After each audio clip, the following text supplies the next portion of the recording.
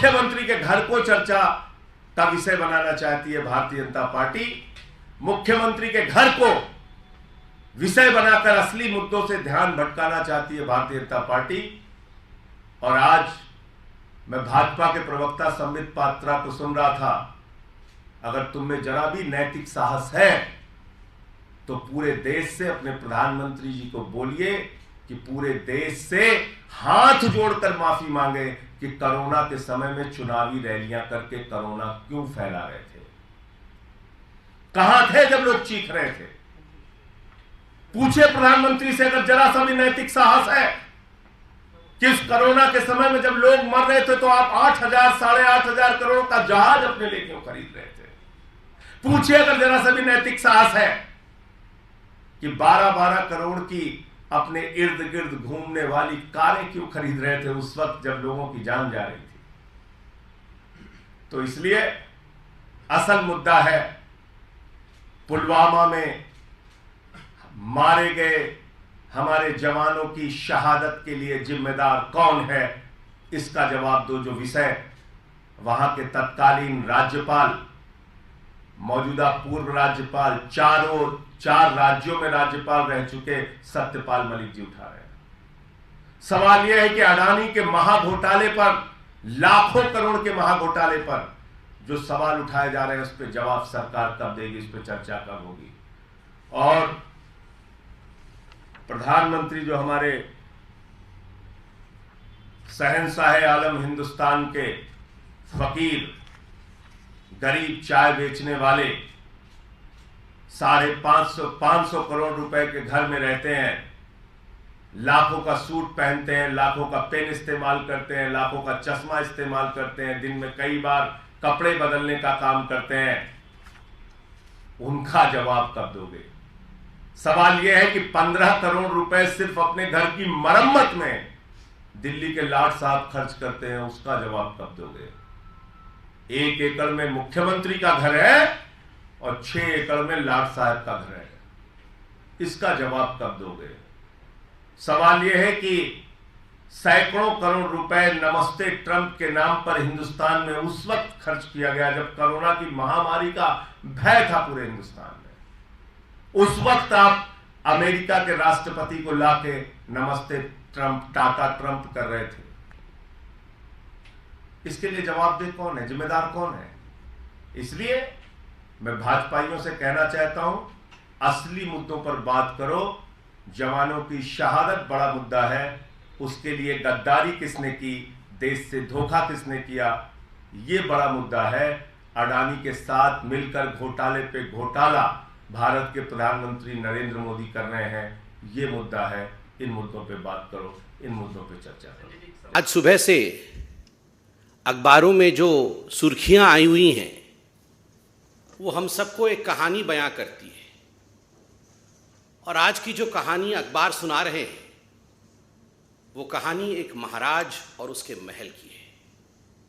एक ऐसा महाराज जो बेशर्म है, एक ऐसा महाराज जिसके केवल महल की रिनोवेशन की कहानी नहीं है, ये पूरे के पूरे उसके आइडियोलॉजी और उसके पार्टी के लोग, उसके पार्टी के सोच के रिनोवेशन की कहानी है। ये वो महाराज है जो न जाने कहां से आवाज निकालते थे और कहते थे मैं कुछ नहीं लूंगा, मैं घर नहीं लूंगा, मैं बंगला नहीं लूंगा, मैं गाड़ी नहीं लूंगा, मैं लाल बत्ती कार नहीं लूंगा, मैं सरकारी गाड़ी नहीं लूंगा, मैं सिक्योरिटी नहीं लूंगा। कुछ नहीं से सब कुछ ले लूंगा जी।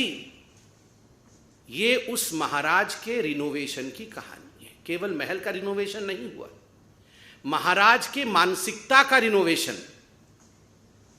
कि किस प्रकार से कुछ नहीं लूंगा जी से सब कुछ लूट लूंगा, कुछ नहीं छोड़ूंगा।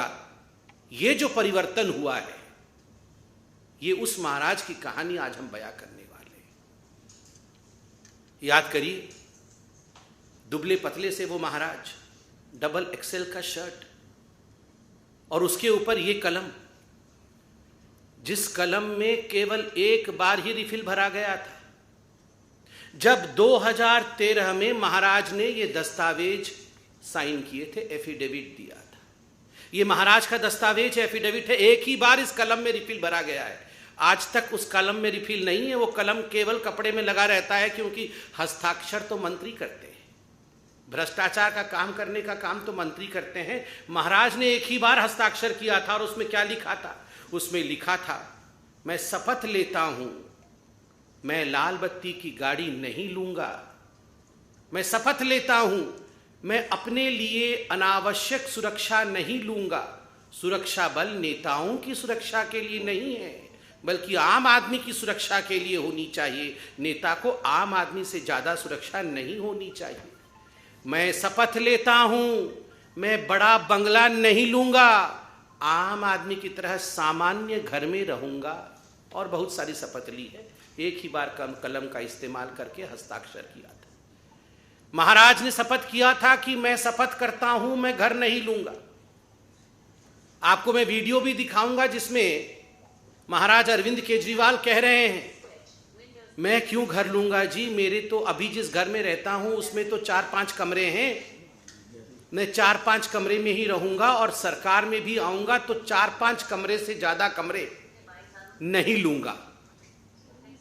और मैं सरकार से भी निवेदन करता हूं कि एक छोटा सा घर मुझे दिया जाए, मुझे कोई बंगला नहीं दिया जाए, मुझे कोई गाड़ी नहीं दी जाए, और ये जो सरकार ने मुझे आवंटित किया है घर, इस घर को सरकार वापस ले ले। इस प्रकार की बातें करते थे। और आज मैं उस महाराज की हवस जो ऐशो आराम के लिए है, ऐशो आराम के लिए जो इस महाराज की हवस है, उसके हवस की कहानी सुनाऊंगा कि पैसे और ऐशो आराम के लिए किस प्रकार का इसका हवस है।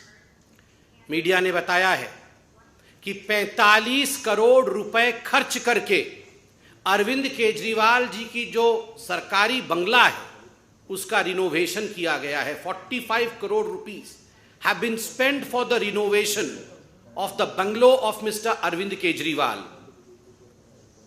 इस 45 करोड़ रुपए को अगर हम देखें कि किस प्रकार से खर्च किया गया है, जो सिविल लाइन में उनका सरकारी बंगलो है फ्लैग स्टाफ रोड में, आपको जान के आश्चर्य होगा। इसमें पर्दे की एक कहानी है, इसमें टाइल्स की एक कहानी है, इसमें मेटल फिटिंग्स की एक कहानी है, इसमें किचन की अपनी एक कहानी है। और ये सारे पर्दे, फिटिंग्स, इलेक्ट्रिकल लाइटिंग्स, टाइल्स, ये चिल्ला चिल्ला कर कह रहे हैं कि we are of the most superior quality.